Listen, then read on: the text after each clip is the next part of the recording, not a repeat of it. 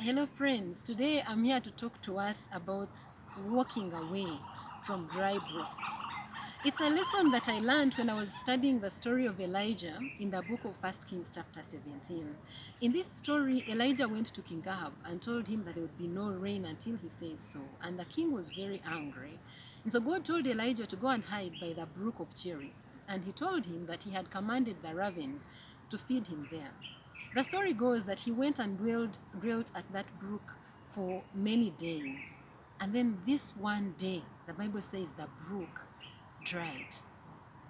Imagine that, waking up one day and the very thing that has been supplying your needs dries out. And of course, the Bible doesn't say that the ravens came back, so that means also the ravens did not come back. I envisioned Elijah seated by the brook and holding himself like this, saying, what am I going to do? What am I going to do? And that is where I got the lesson, walking away from the dry brooks. The brook of Cherith, as far as Elijah was concerned, was a physical brook. A brook signifies something that is a source of provision, a source of sustenance, a source of life in itself, something that actually meets some of your needs, the essential needs that you have. Though Elijah's brook was a physical brook, I realized that there are more brooks. There are financial brooks, there are emotional brooks, there are social brooks, there are spiritual brooks.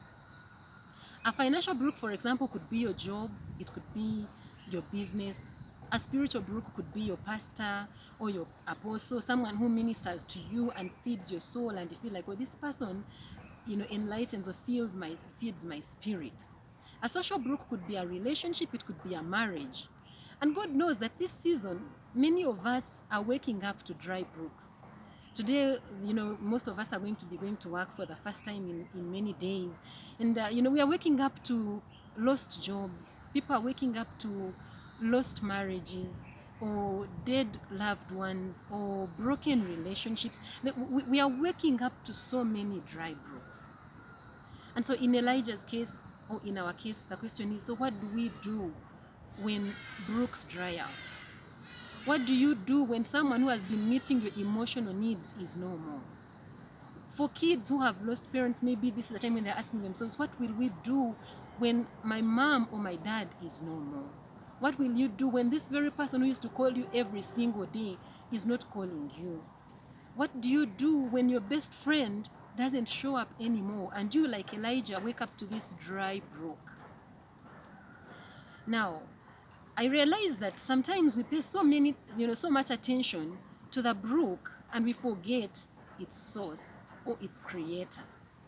And that is why when the brook dries, we feel scared. I looked at myself and I said, what do I do when brooks dry out in my life? Sometimes I panic.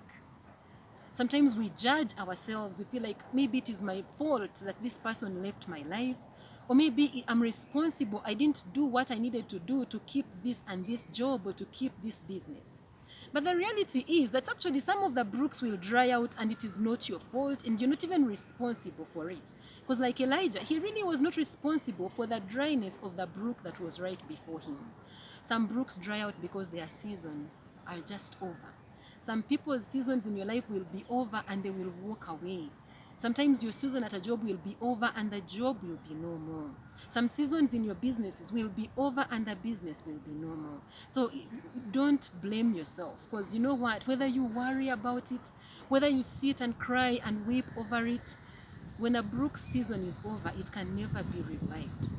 And I realized that even sometimes, some of us up to now are still seated by dry brooks, brooks which died last year, but you find you're still seated on this brook and you're just holding your head like this, hoping that you can wake up and by miracle, it has revived.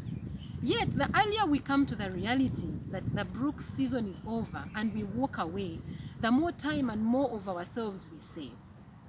We need to learn to walk away from dry situations and dead situations. It's a tough decision. Sometimes you just have to learn to walk away from some people, especially when you realize that their season in your life are over.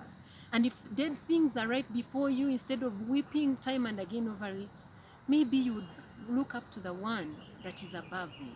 Because in Elijah's case, when you read that story, like I said, Elijah got his eyes off the brook to the creator of the brook, and God gave him an instruction to go to another place whose name I have forgotten, and there God had already commanded a widow to take care of him.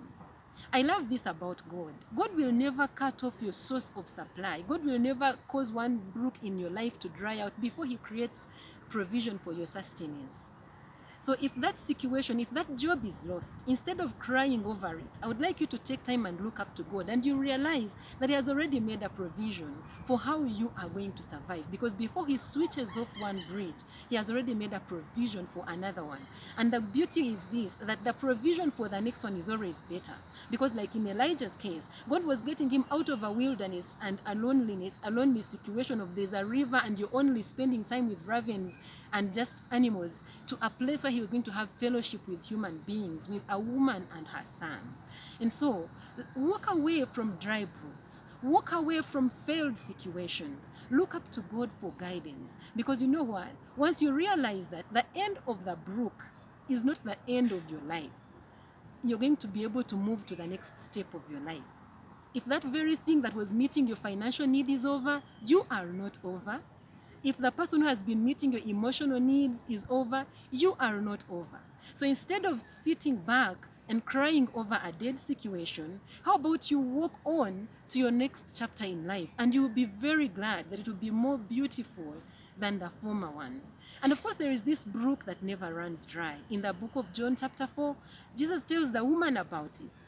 And he says, he can give him water, the life-giving water, and she would never thirst again. For me, that is the one brook that I love, because it is the source of all the brooks. And that is why he's able to switch off one and switch on the other. Maybe you also could know him. That is Jesus Christ himself, because once you have that life-giving stream of water, your source of supply will never dry out. The physical things are temporary. The created things will always go off or go away. Whatever we have in life will one day dry out. And so instead of holding so much to it, we should look up to the Creator, the Lord, the source of life, and live our lives to our glory, to his glory. And whatever dies out in our lives, we look to the source and we say, which other brook is open now? And we will continuously be sustained and supplied in this land of the living. May God bless you.